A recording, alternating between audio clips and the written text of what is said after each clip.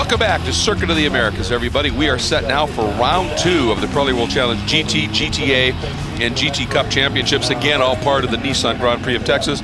Brought to you by VP Racing Fuels. 50 minutes about to commence here at Circuit of the Americas.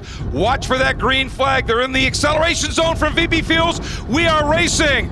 And oh, look at that. JD Davison contact. Davison. Long, hard into the barriers. Davison turns our round 1 winner into the fence hard. He tried to tuck it to the inside, misjudged it, clipped the left rear corner of Pat Long. Massive damage.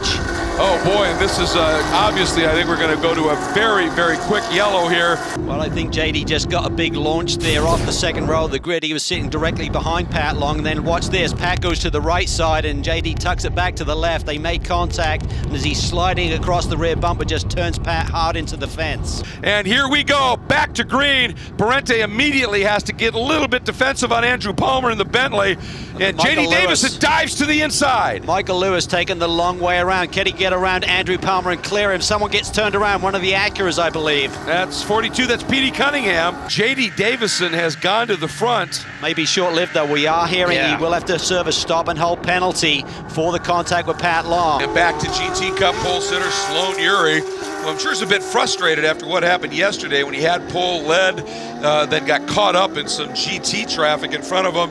Alec Udell pounced, went around and stole the win. There's Frankie Montecalvo, as we said, now running in GTA. He has turned the fastest lap in the GTA class now. And into the pits comes Davison, complying with that penalty. Johnny Red now starting to inch up onto the tail of our leader, Brian Heidkotter. Boy, Johnny O'Connell looked like he just got a really strong run out of turn 11, got the power down early.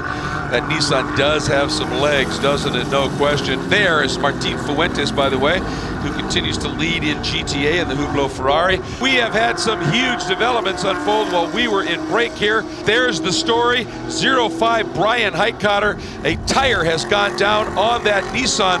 But the big story, folks, was it was after he had been passed by Johnny O'Connell, who picked up the lead with a brilliant move in the stadium section of this track. Here's a replay of how Parente got into the action right here. Heidkotter's slowing a little bit.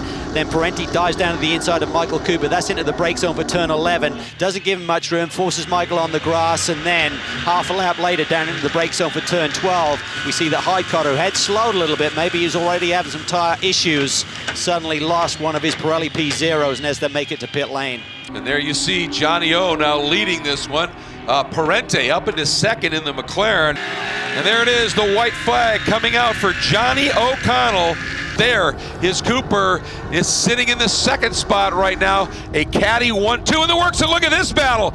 Colin Thompson going for it, trying to get around Kyle Marcelli. This is the battle for fourth.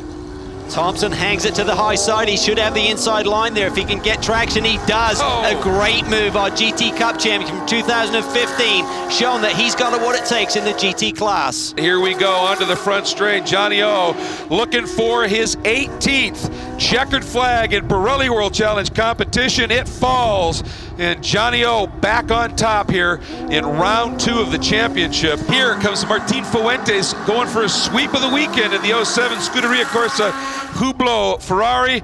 And Sloan Uri, he's been waiting for this one for a while. Second in the championship last year, finally gets his first win, and for True Speed, that is important.